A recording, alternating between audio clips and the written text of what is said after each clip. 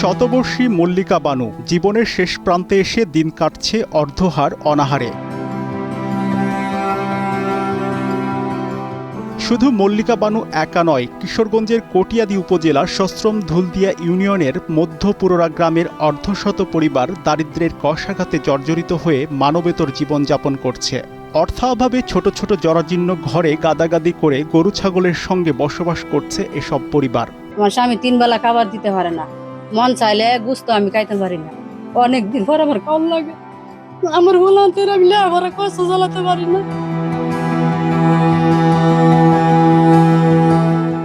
অভাবের কারণে ঝোপঝাড় থেকে লতা পাতা এনে রান্না করে খেয়ে কোনোরকম জীবন কাটছে এসব মানুষের। ফলে অপুষ্টি ও চিকিৎসার অভাবে মারা যাচ্ছে অনেকেই। এই যে কাজে গেছে 300 টাকা রোজ, 400 টাকা রোজ কামলা আনে। আমার লেখাপড়া কষ্ট দিতে গে আমি 3 বেলা খাওয়াইতে পারি না। আজ 15 দিন ধরে কইতাছে আম্মা আমি দুধ খাইয়াম, ডিম খাইয়াম, আমি দিতাম পারতাছি না, আমার অনেক কষ্ট লাগতেছে। বসুন্ধরা টিস্যু অশুদ্ধতার বিরুদ্ধে এক বিন্দুও ছাড় নয়। কলমি শাক, মটকা শাক, এরিয়ান খায় যে মেজা সাহেবের এনতে এলার কিছু কি একটু হয় আনে, এটি এরা ব্যবহার করে।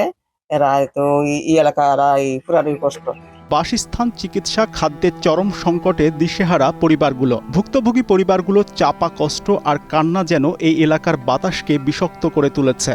সময় কামো এটা খামো হেডা খামো আমরা দিতে পারি না, জামাশা দিতে পারি না, আমরা খুব কষ্টের মাঝে আছি। এই চাষা মাসা কাজ করে কইরা আমরা রাইনা দিয়ে আমরা কলেমতে দিনটা চালাই আর কি। জরাজীর্ণ ঘরবাড়ি হয় বর্ষা মৌসুমে চরম দুর্ভোগের শিকার হচ্ছে এসব পরিবার। বৃষ্টি হলেই টিনের চালার ফাঁকফোকর দিয়ে পড়ে পানি। স্থানীয় জনপ্রতিনিধিরা বারবার আশ্বাস দিলেও করেননি কোনো উন্নয়ন। ঘর নাই, বাড়ি নাই, থাকবার জায়গা নাই, সরকারের কোনো তুত্তল নাই। আমরা সরকারের দ্বারা গেলে এই মুসলমান দ্বারা গেলে আমরা পাই না। বান্ধে ফাঁক ফুটি টু হয়ে আসা হয় বন্ধে গাড়ি টানিয়া যেমনি আনতার এমনি নুন ভাত আমরা সাইতে খাই। বিষয়টি কালের কণ্ঠের মাধ্যমে জানার পর তাৎক্ষণিকভাবে গ্রামটি পরিদর্শন করেন উপজেলা নির্বাহী কর্মকর্তা। এ সময় দরিদ্র পরিবারগুলোর হাতে প্রাথমিক কিছু সহায়তা তুলে দেন তিনি। সরেজমিনে এসে যেসব পরিবার আসলে মানবেতর জীবনযাপন করছে তাদেরকে আমরা খাবারের ব্যবস্থা করেছি এবং এখানে আরেকটা পরিবার আমরা পেয়েছি যে 110 বছর বয়সটা, কিন্তু সে কোনো ধরনের সরকারি সহযোগিতা পায় না।